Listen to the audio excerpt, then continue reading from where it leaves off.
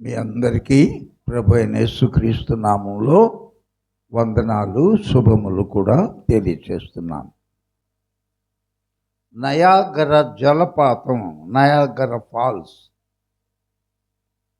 అనేది చదువుకున్న బిడ్డలందరికీ తెలుసు.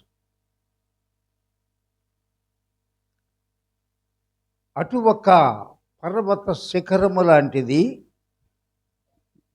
ఇటు ప్రక్క శిఖరము లాంటిది, మధ్యలో చెప్పనలవిగానంత అగాధమైన జలపాతము, నీళ్లు.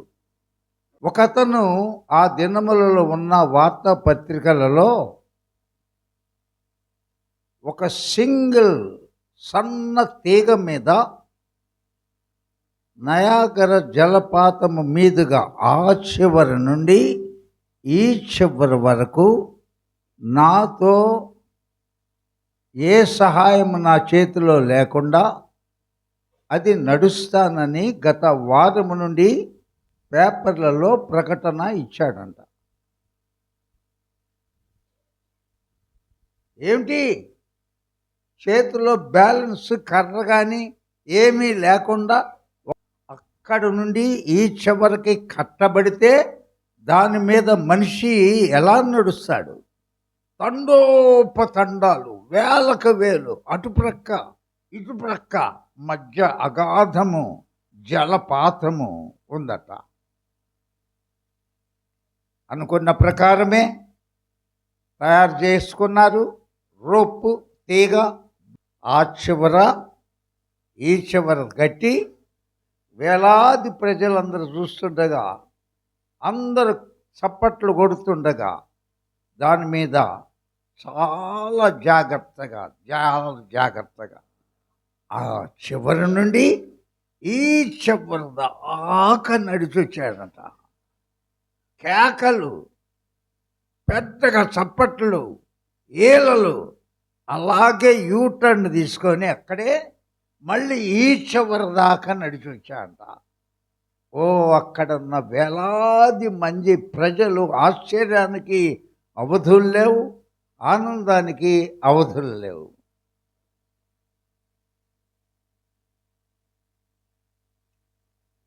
నేను ఆ చివరికి వెళ్ళాను, ఈ చివరికి వచ్చాను అని మీరందరూ చూశారు కదా. చూశాం బహా, ఆహా, ఓహో, రైట్. ఇప్పుడు మీలో ఎవరైనా వస్తే నా భుజం మీద ఎక్కించుకొని మళ్ళీ ఆ చివరికి వెళ్ళి మళ్ళీ ఈ చివరికి వస్తాను అన్నాడంట. అటు ప్రక్క ఎన్ని వేల మంది ఉన్నారు, ఇటు ప్రక్క ఎన్ని వేల మంది ఉన్నారు. చప్పట్లు కొట్టారు రిటర్న్లో క్షేమంగా వస్తే. ఎవడైనా సరే, మీ పిల్లలు కానీ పెద్దోళ్ళు కానీ నా భుజం మీద కూర్చోండి, నేను ఆ చివరికి వెళ్తాను, మీకేం ఆపద రానీను, నన్ను మీరు నమ్మారు కదా, నడిచినట్టు చూశారు కదా, మళ్ళీ అలాగే ఈ చివరికి తీసుకొస్తా. ఎవరైనా ధైర్యం చేసి రాగలరా ఇటు పక్క వాళ్ళు ఒక్కడు ధైర్యం చేయలేదంట. ఒక్కడు కూడా ధైర్యం చాల. ఇది ఎందుకు చెప్పానో తెలుసా? ఆకాశము మహాకాశములు పట్టజాలని దేవునిని మనము ఆరాధిస్తున్నాం. నిరంతరము ఏకరీతిగానే ఉన్న దేవుణ్ణి మనం ఆరాధిస్తున్నాం. సముద్రములను పాయలు చేసి ఆరిన నేల మీద ఇశ్రాయేలు జనాంగమును ఐగుప్తు నుండి ఇద్దరికి చేర్చిన వాడిని మనం ఆరాధిస్తున్నాం. కరోనా వైరస్ టైంలో లక్షలాది మంది ప్రజలు ప్రపంచవ్యాప్తంగా చచ్చిపోతే మనము బ్రతికినిచ్చాడు దేవుడు, ఆయనను మనం ఆరాధిస్తున్నాం. నీకు 30, 60, 70 తెలీదు, రోజుకి 3 సార్లు చొప్పున, సంవత్సరానికి 365, 66 రోజులు చొప్పున ఎంత ఆహారం తిన్నావో ఎప్పుడైనా ఆలోచన చేశావా? ఎన్ని నీళ్లు తాగావో ఆలోచన చేశావా? ఎంత గాలి పీల్చావో ఆలోచన చేశావా? ఇదంతా ఉచితముగా ఇచ్చిన దేవాతి దేవుణ్ణి మనం ఆరాధన చేస్తున్నాం. ఇప్పుడు నా ప్రశ్న, ఎందుకని ఆయన సన్నిధికి రాలేము?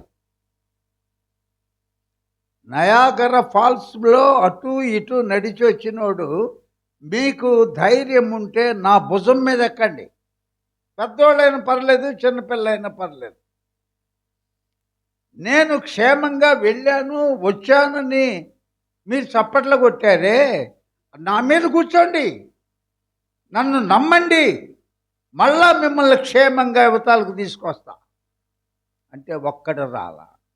ఎక్కడ నీ తల్లి, ఎక్కడ నీ తండ్రి, ఎక్కడ నీ కొడుకు, ఎక్కడ నీ కూతురు? మీ ప్రయాసం మీరే మోసుకుంటారు, ప్రయాసపడుతున్నారు కదా. నా మీద ఎక్కండి, నా యొద్దకు రండి, నేను మీకు విశ్రాంతినిస్తానంటే ఒక్కడు రాడు.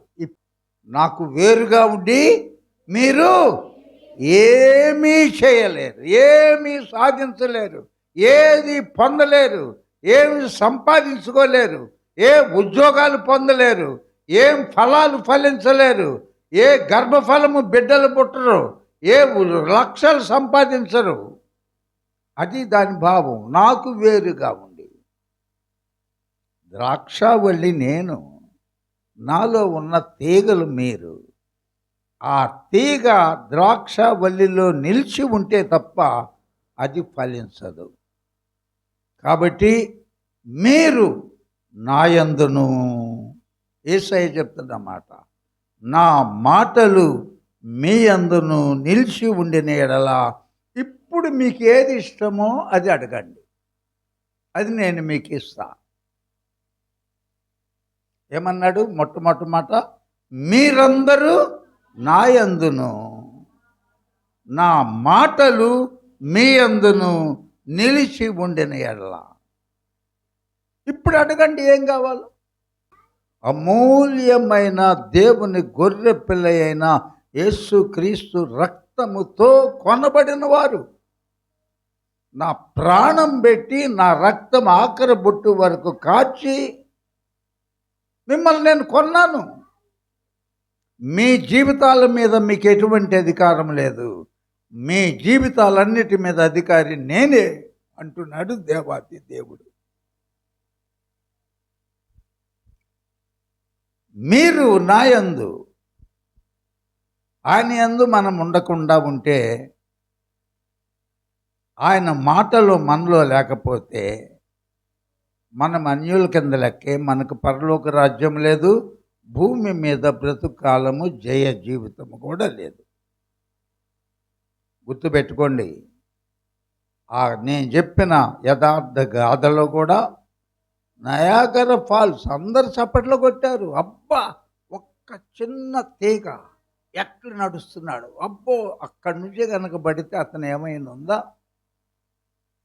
కేరింతలు కొట్టారు, చప్పట్లు కొట్టారు, ఏలలేశారు. ఒక్కడి గుండె లేదు ఆయన మీద ఎక్కటానికి. ఆయన సామర్థ్యము తెలిసి కూడా, మన దేవుడేమై ఉన్నాడో ఎరిగి కూడా, జీవితం అంతా కాదండి, ఒక్క కరోనా వైరస్లో మనం బతికున్నామంటే అంతకన్నా మహత్కార్యము మన జీవితంలో ఏం లేదు. 2026లో కూడా ప్రవేశించాం. భక్తుడు పేతురైన, అపోస్తులైన పేతురు గ్రంథము మొదటి పత్రిక 5వ అధ్యాయము 8వ వచనము చూడండి. నేను చదవబోతున్నాను, అందరూ తీయండి. 217వ పేజీ. నిబ్బరమైన బుద్ధి గలవారై మెలకువగా ఉండుడి. నిబ్బరమైన బుద్ధి గలవారై మెలకువగా ఉండండి. Be alert. మెలకువగా అంటే చర్చిలో నిద్రపోతున్నారని కాదు దాని అర్థం. అలర్ట్గా ఉండండి. ఎందుకంటే భయంకరమైన వాడు ఈ లోకమును ఏలుతున్నాడు. సాతానుడు సింహాసనమున్న ఈ లోకములో మనము బ్రతుకుతున్నామని సువార్తల్లోనే యేసయ్య చెప్పాడు, మీ విరోధి అయిన అపవాది సాతానుడు గర్జించు సింహము. ఎప్పుడు గర్జిస్తుంది? ఆకలి కొనున్నప్పుడు, కడుపు మాడుతున్నప్పుడు, ఏదైనా జింక, ఏదైనా లేడీ, ఏదైనా గొర్రెపిల్ల, ఏదైనా దొరికితే ఆహారంగా ఒక్కసారి కేక పెట్టుకుంటే మీద దూకుద్దే. ఏర్పరచబడిన వారినే, అంటే యేసయ్య రక్తంలో కడగబడి వారినే మింగివేయాలని ఏమంటున్నాడు? మీ విరోధి అయిన అపవాది గర్జించు సింహము వలె ఎవరిని మింగుదునా? ఎవరిని మింగుతాడు? రోడ్ల మీద తిరిగేవాడికి ఏం పని లేదు, తాగి తందనాలు ఆడేవాడికి వాడికి ఏం పని లేదు. ఎందుకంటే వాళ్ళందరూ వాడి పార్టీ.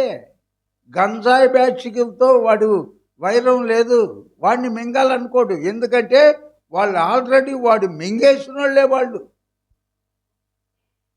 తల్లిదండ్రులు వస్తే బిడ్డలు రారు, బిడ్డలు వస్తే తల్లిదండ్రులు రారు. వారమంతా ఇచ్చాడు కదా, ఉద్యోగాలు చేసుకోండి, వ్యాపారాలు చేసుకోండి.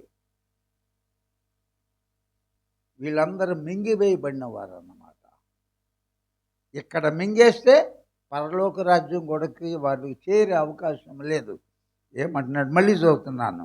నిబ్బరమైన బుద్ధి గలవారై మెళకవగా ఉండుడి. మీ విరోధి అయిన అపవాది గర్జించు సింహము వలె ఎవరిని మింగుదునా అని వెదకుచూ తిరుగుచున్నాడు. లోకమందున్న మీ సహోదరుల యందు ఈ విధమైన శ్రమలే నెరవేరుచున్నవని ఎరిగి, అంటే మనకే కాదు, మన ముందు తరాలలో కూడా, మన ఆది పితరుల కాలం అబ్రహాము సంతానానికి ప్రభు అయిన యేసు శరీరధారిగా వచ్చి ఆయన రక్తం చేత కొనబడిన వారికి, యేసయ్య శిష్యులుగా ఉన్న వారికి, యేసయ్య ఏర్పరచుకున్న అపోస్తులుగా ఉన్న వారికి, ఆ కాలంలో ఉన్న విశ్వాసులందరికీ స్థిరులై ఎరిగి, వారికి కూడా మనలాగానే సంభవించిన శ్రమలని ఎరిగి విశ్వాసమందు స్థిరులై వానిని అపవాదిని ఎదురించుడి. విశ్వాసములో ఎలా ఉండాలంట? విశ్వాసము ఎలా జరుగుద్దని అపోస్తులైన పౌలు అపోస్తుల కార్యాల్లో చెప్పాడు. విశ్వాసం అంటే ఏంటి చెప్పండి అమ్మా? వినుట వలన విశ్వాసము. ఈ ఆదివారం వచ్చావు, మళ్ళీ వచ్చే ఆదివారం రావు. ఈలోపు 3-4 సందేశాలు వినబడతానే ఉంటాయి ప్రతి చర్చిలో.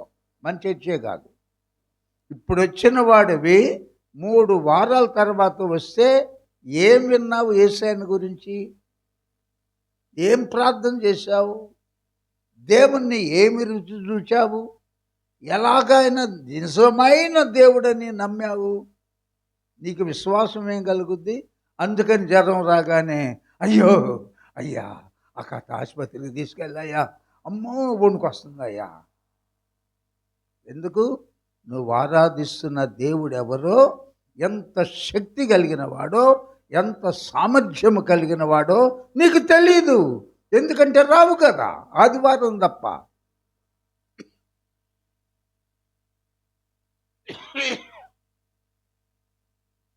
ఈ ఆదివారం అయిన తర్వాత మళ్ళీ 3వ ఆదివారం వస్తావు కదా.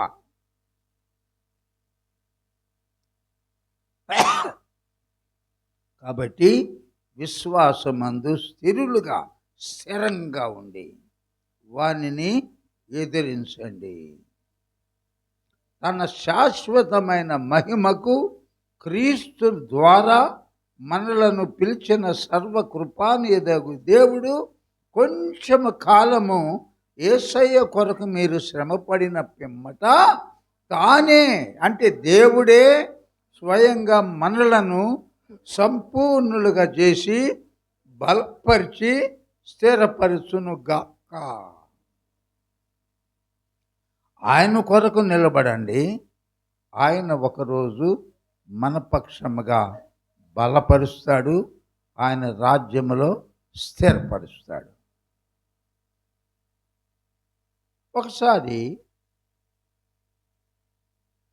బాలుడు యవ్వన ప్రాయము అని కూడా అనటానికి వీల్లేదు, ఇంకా దావీదుని బెత్లెహేమీయుడగు యెష్షయి కుమారుల్లో ఒకనిని నేను కనుగొంటిని, అతడు నా హృదయానుసారుడు, అతడు నా చిత్తమంతయు నెరవేర్చువాడు అని చెప్పినప్పుడు ఓ సమూయేలు ప్రవక్త తైలపు బుడ్డి నింపుకొని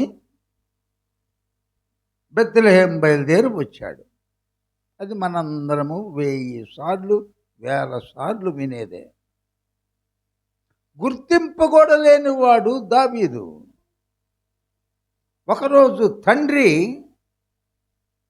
గొర్రెలు మేపుకుంటున్న తన సేవకుడైన తన కుమారుడైన దావీదును పిలిపించి, అయ్యా, ఏలాలోయ ప్రాంతంలో ఇశ్రాయేలు మన జనాంగానికి మన శత్రువులైన ఫిలిష్తీయులకి యుద్ధం జరుగుతుంది.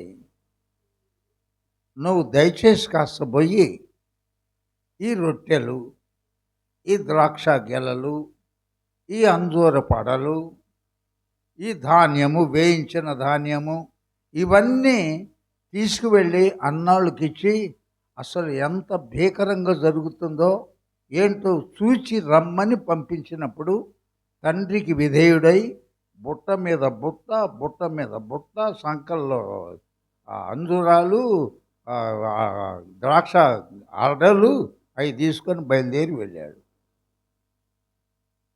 ఒకసారి దేవుని స్తోత్రం చెప్తారా? ఆ సమయంలో యుద్ధం లేదు, పాడు లేదు. 40 దినాల నుండి ఆజానుబాహుడు రాక్షసును బోలిన ఒక మనిషి ఫిలిష్తీయుల దండు వైపు నుండి బయటకు వచ్చి ఉదయం ఒకసారి, సాయంత్రం ఒకసారి, మీలో ఎవడైనా ఒకడు మగవాడుంటే, మగవాడనేవాడుంటే, అంటే సూర్యుడనేవాడుంటే నా ఒక్కడితో యుద్ధం చేయి. ఎందుకు యుద్ధం చేసుకొని మీరు కొంతమంది మేము కొంతమంది చచ్చిపోవాలి? ఒక్క మగోడు ఎవడైనా ఉంటే పంపించండి మా తరపున నేను అన్నప్పుడు నిబ్బరమైన బుద్ధి కలిగిన వాడు, రోజుకు 7 మార్లు స్తుతించేవాడు, రోజుకు 3 మార్లు ప్రార్థించేవాడు, దివారాత్రములు దేవుని గురించి ధ్యానం చేసేవాడైన దావీదు ఏమిటిది? ఏంటి అందరూ గుడారాల్లోంచి బయటకు రావట్లేదు? ఏమైంది? ఏమైందా? కాసేపు ఉండు, వాడు ఒకడు వస్తాడు బయటికి. 6 మూరల జానెడు, మనలాంటి మూరలు కాదయ్యి ఆ దినాల్లో మనుషులు.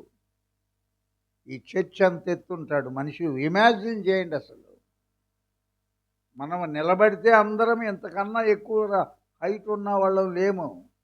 వాడు చర్చ్ ఎంత ఉన్నాడంటే మనకంటే డబుల్ కంటే ఎక్కువ. వాడు వస్తున్నాడు, ఛాలెంజ్ అంటున్నాడు. నేను చంపేస్తా వాడిని. వాడికి దేవుడు లేనివాడు వాడు. మనము సున్నతి పొందిన వారము. ఆకాశములు మహాకాశములు పట్టజాలని దేవుడు మనం ఆరాధ్య దైవము. నేను వెళ్తాను, సౌలు మహారాజు దగ్గరికి నన్ను తీసుకువెళ్ళండి. ఆ కాన్ఫిడెన్స్, ఆ బోల్డ్నెస్ ఎట్లా వస్తుంది? రెగ్యులర్గా దేవునితో సహవాసం చేసే వాళ్ళకు వస్తుంది. ప్రతి చిన్న రోగానికి వణికిపోతున్నాం మనం. కారణము మన దేవుడు ఎవరో మనం ఎరగము.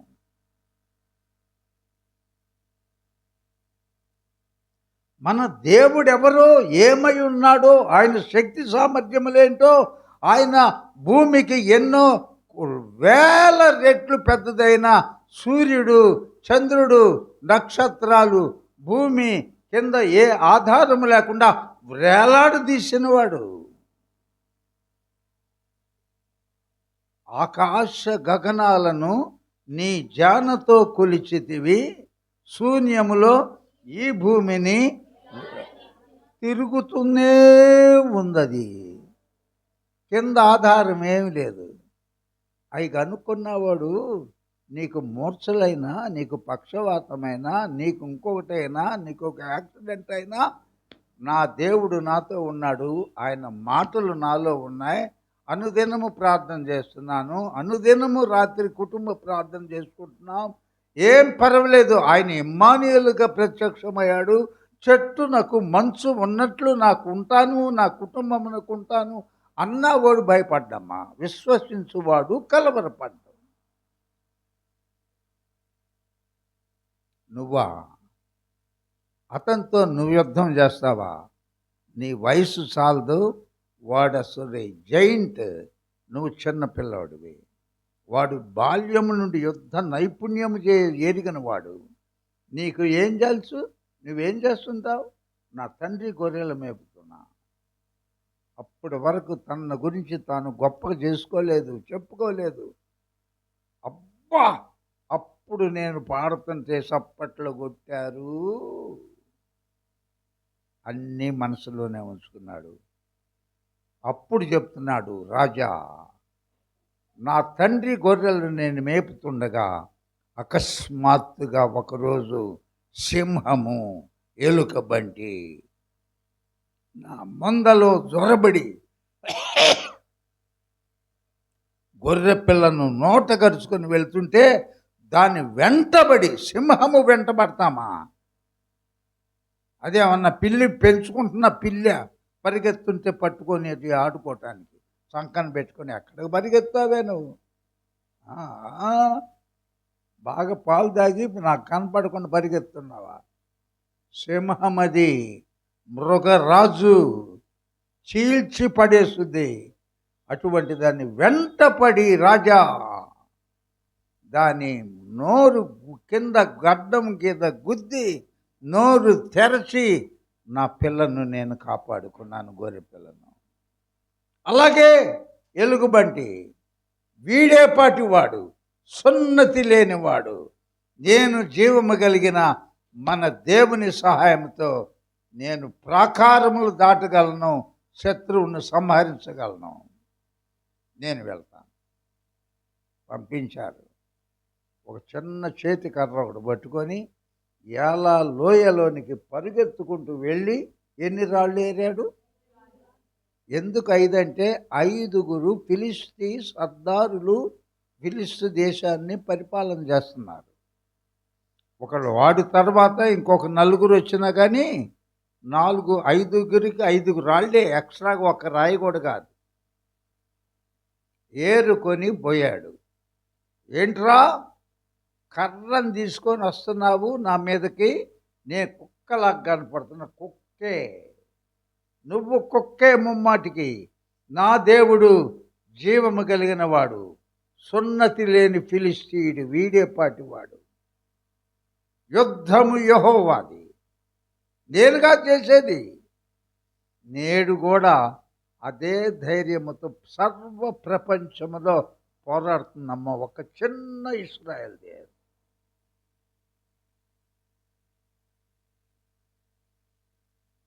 కాబట్టి ప్రియమైన దేవుని బిడ్డ, ఎప్పుడు నీకు ధైర్యము కలుగుద్దో, ఎప్పుడు నీకు విశ్వాసము కలుగుద్దో అంటే దేవుడు నియమించిన ప్రతి ప్రార్థనకు రా. యెషయా గ్రంథము 1వ అధ్యాయము 1వ మాటలో ఎవరైనా దయచేసి చదవగలరా? యెహోవా మాట్లాడుతున్నాడు. ఎవరిని గురించి?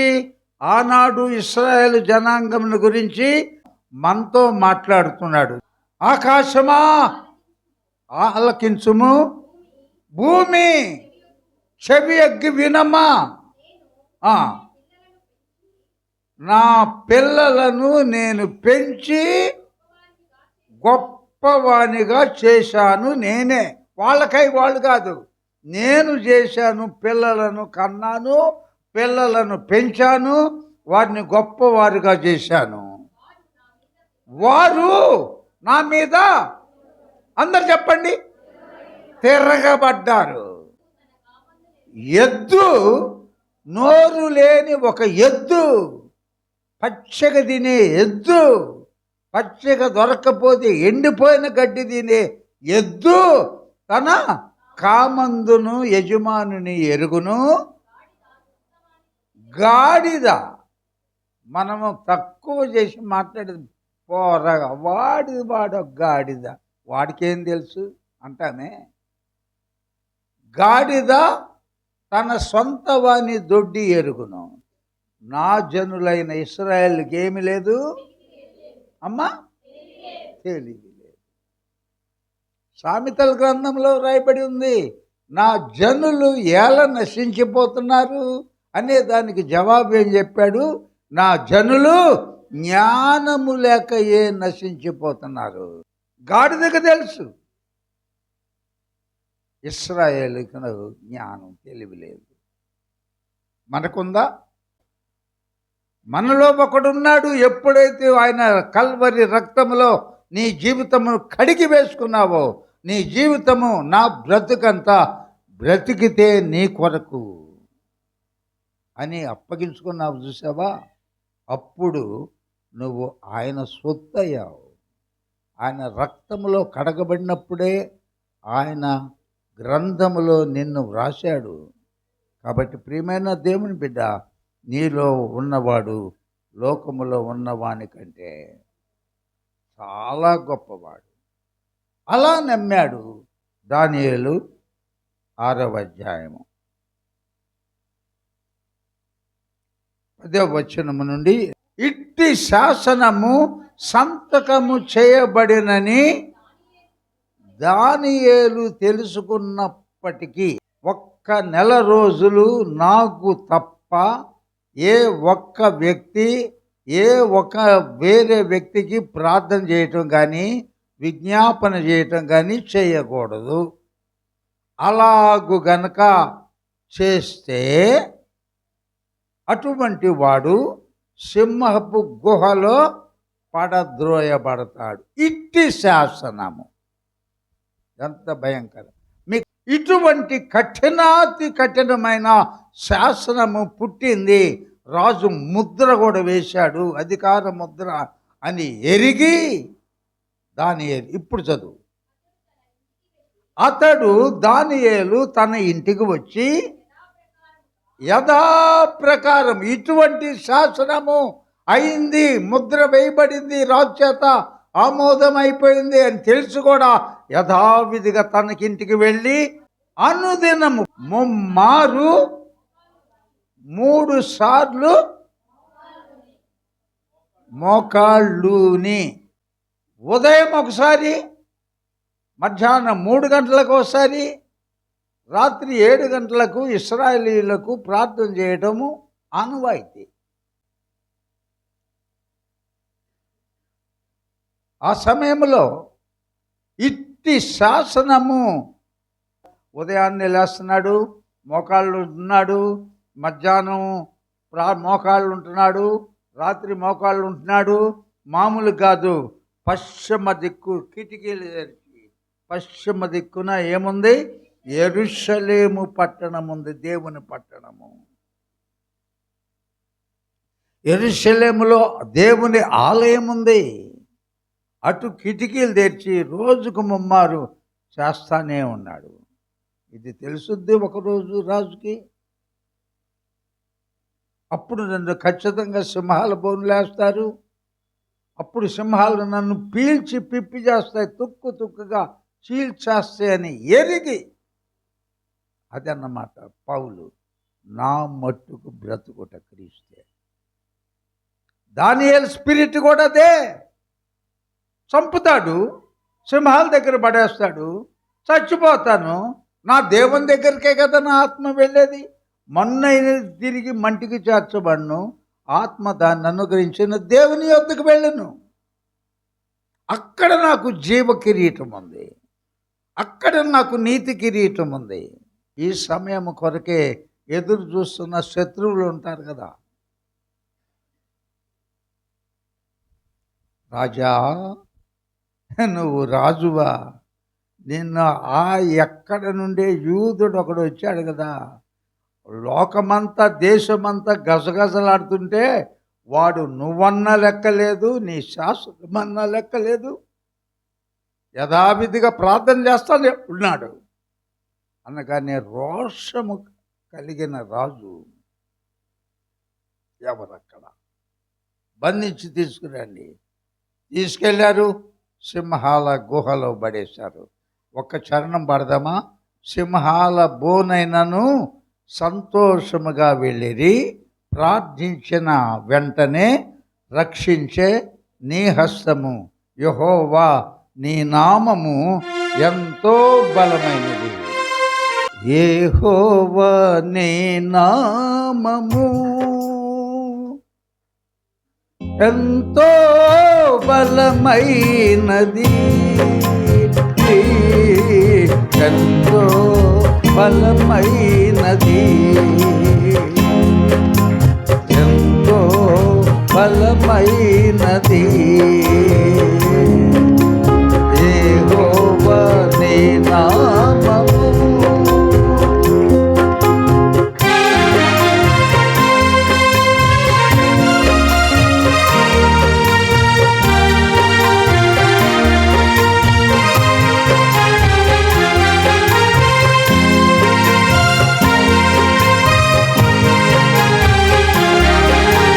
సింహాల బోనైనను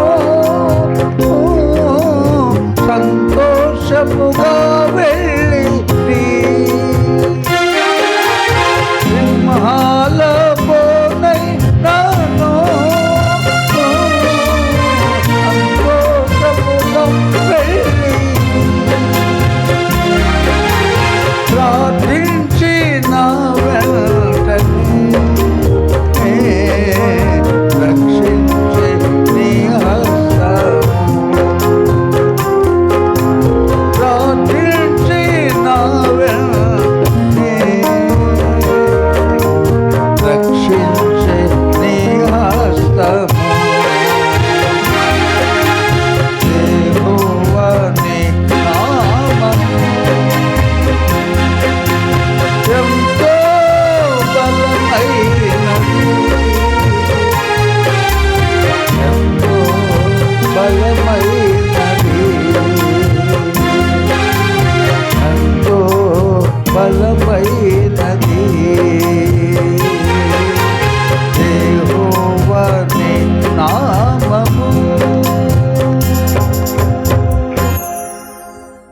ఎంత బలమైనదంటే, ఇట్టి శాసనము సంతకము చేయబడినని ఎరిగి కూడా దానియేలు తన దేవుని కొరకు బ్రతికాడు. రోషం, క్రైస్తవునికి రోషము కావాలా?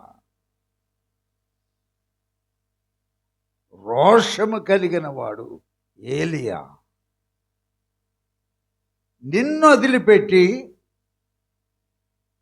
విగ్రహాలకు పూజిస్తున్నారే నీజనులైన ఇశ్రాయేలు, వారు అసలు బ్రతకడానికి వీలేదయ్యా.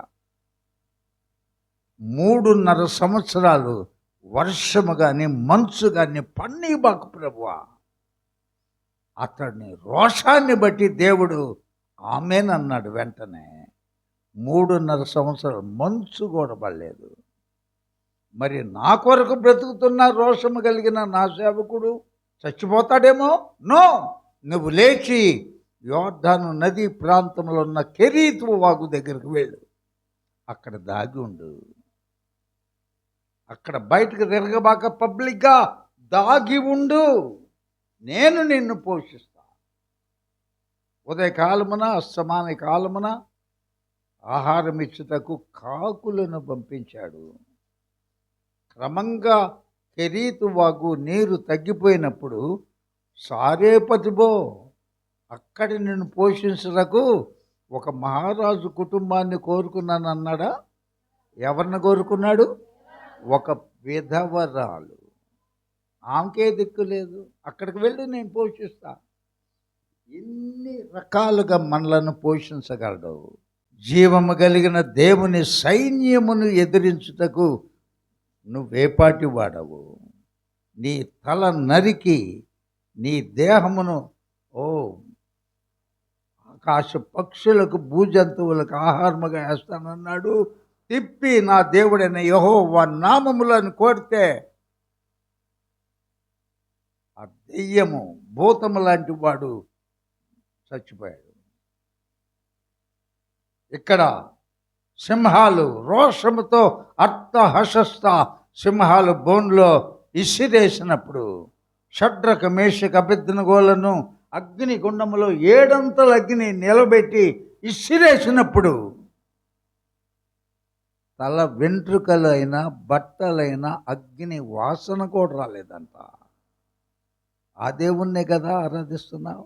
ఒకడున్నాడు, సృష్టి యావత్తు ఒక్క మారే చూడగలరు. ఆకాశమునకెక్కేదని అనుకుంటేనా అక్కడ నువ్వు ఉన్నావు.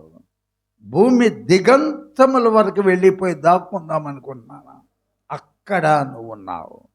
నీవు లేని స్థలం ఏది? అందుకని మంచం మీద పడుకొని గట్టిగా కళ్ళు మూసుకొని పడుకుందాం అనుకున్నావా?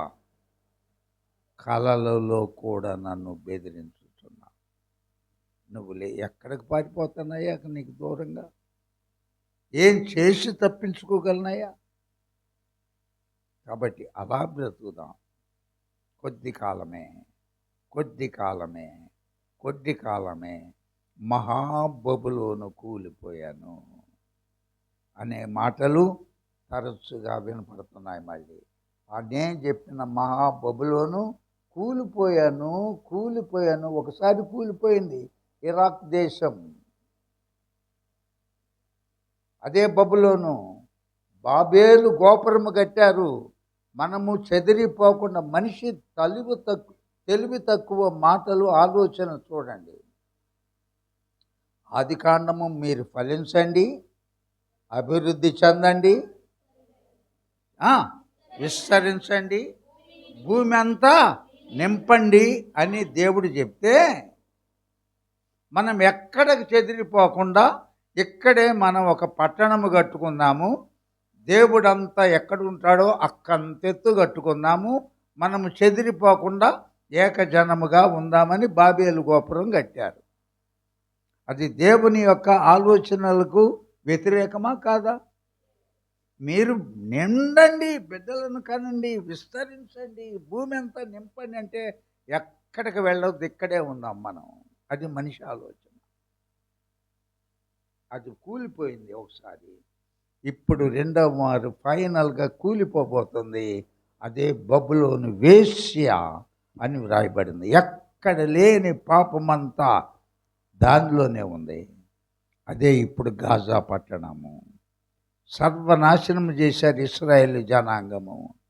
ప్రపంచంలో ఉన్న అన్ని దేశాల అధిపతులు మొన్న దావోస్ ఈ మధ్య 15-20 రోజుల క్రితమే దావోస్ అనే పట్టణములో అందరు కూడి మరొక్క పట్టణము నిర్మించాలి, అది ప్రపంచంలో నంబర్ 1 అవ్వాలా అని చేసి గాజా సిటీని ఎన్నుకున్నారంట. దానికి ట్రంప్ అల్లుడు, పెద్దల్లుడు ఇవాన్ ట్రంప్ భర్త కృష్ణర్ ఏదో పేరుంది, యూదుడు. అతను యూదుడికి ఇశ్రాయేలీడికి కుమారుడు కూతుర్నిచ్చాడు. అతడే అబద్ధ క్రీస్తు అనుకుంటున్నారు. ఎంతైనా కానీ మీ వంతు మీరు సహాయం చేయండి. అంత ఆ బబులోను